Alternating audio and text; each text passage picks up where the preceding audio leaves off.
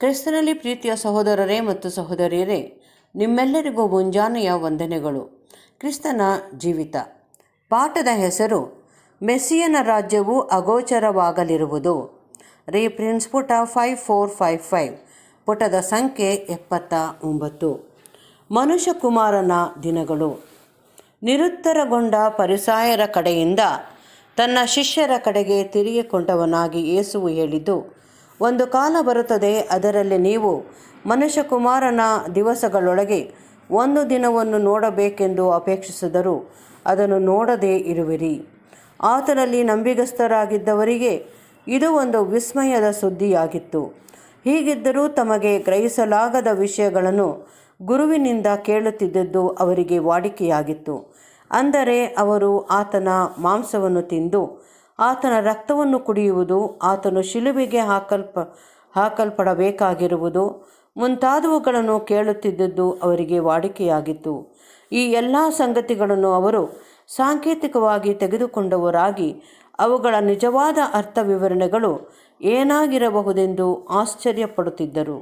ತಾವು ನಿರೀಕ್ಷಿಸಿದ ರೀತಿಯಲ್ಲಿ ಆವರೆಗೂ ಅವರು ಆತನನ್ನು, ಆತನ ದಿನಗಳನ್ನು ನೋಡಲಾಗದಿರಲು ಯೇಸುವು ಆ ದೊಡ್ಡ ಅರಸನಾಗಿರಲು ಹೇಗೆ ಸಾಧ್ಯವೆಂಬ ವಿಷಯದಲ್ಲಿ ಆಶ್ಚರ್ಯಪಡುತ್ತಿದ್ದರು.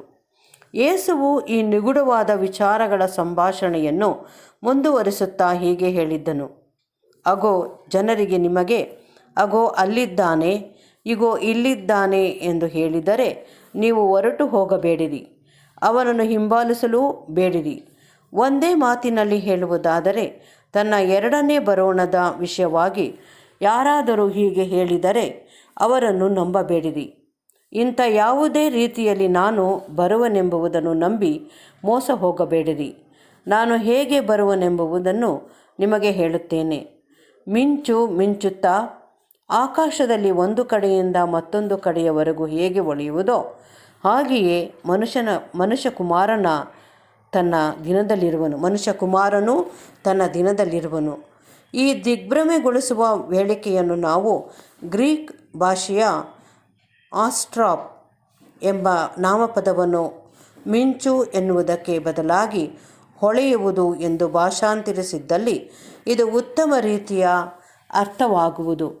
ಯಾಕೆಂದರೆ ಇದು ಸ್ಪಷ್ಟವಾಗಿ ಪೂರ್ವದಲ್ಲಿ ಹುಟ್ಟಿ ಪಶ್ಚಿಮದಲ್ಲಿ ಮುಳುಗುವ, ಅಂದರೆ ಆಕಾಶದ ಒಂದು ಭಾಗದಿಂದ ಇನ್ನೊಂದು ಭಾಗದವರೆಗೂ ಹೊಳೆಯುವ ಸೂರ್ಯನನ್ನು ಉಲ್ಲೇಖಿಸುತ್ತದೆ. ಆದರೆ ಇದು ತನ್ನ ದಿನದಲ್ಲಿ ಇರುವ ಮನುಷ್ಯಕುಮಾರನನ್ನು ಹೇಗೆ ಪ್ರತಿನಿಧಿಸುವುದು? ಅವನು ಹೇಗೆ ಸೂರ್ಯನಂತಿರುವನು? ನಮ್ಮ ಉತ್ತರವೆಂದರೆ, ಕ್ರಿಸ್ತನ ದಿನವು 1000 ವರ್ಷಗಳ ಕಾಲ, ಅಂದರೆ 1000 ವರ್ಷಗಳ ಒಂದು ದಿನ ಅಲ್ಲದೆ ನಮ್ಮ ಕರ್ತನ ಹೇಳಿಕೆಯು ತನ್ನ ಒಗಟು ನುಡಿಗಳಲ್ಲಿ ಒಂದಾಗಿದ್ದು, ಇದರ ಬಗ್ಗೆ ಯೇಸು, ನಾನು ನಿಮಗೆ ಹೇಳಬೇಕಾದದ್ದು ಇನ್ನೂ ಬಹಳ ಉಂಟು, ಆದರೆ ಸದ್ಯಕ್ಕೆ ಅದನ್ನು ಹೊರಲಾರಿರಿ ಎಂದು ಹೇಳಿ ಕ್ಲುಪ್ತ ಕಾಲದಲ್ಲಿ ಪವಿತ್ರಾತ್ಮನು ಅವರಿಗೆ, ಅಂದರೆ ಯೇಸುವಿನ ಎಲ್ಲ ನುಡಿಯನ್ನು ಅರ್ಥ ಮಾಡಿಕೊಳ್ಳುವ ಹಾಗೆ ತಿಳಿಯಪಡಿಸುವನೆಂದು ವಾಗ್ದಾನ ಮಾಡಿದ್ದನು. ಈ ಅಂಶವನ್ನು ಅರ್ಥ ಮಾಡಿಕೊಳ್ಳಲು ಇದು ನಿಗದಿತ ಕಾಲವಾಗಿರುವುದರಿಂದ ಆತ್ಮೀಕ ಸಂಗತಿಗಳನ್ನು ಗ್ರಹಿಸುವವರಿಗೆ ಇದು ಸ್ಪಷ್ಟವಾಗುತ್ತಾ ಬರುತ್ತಿರುವುದು.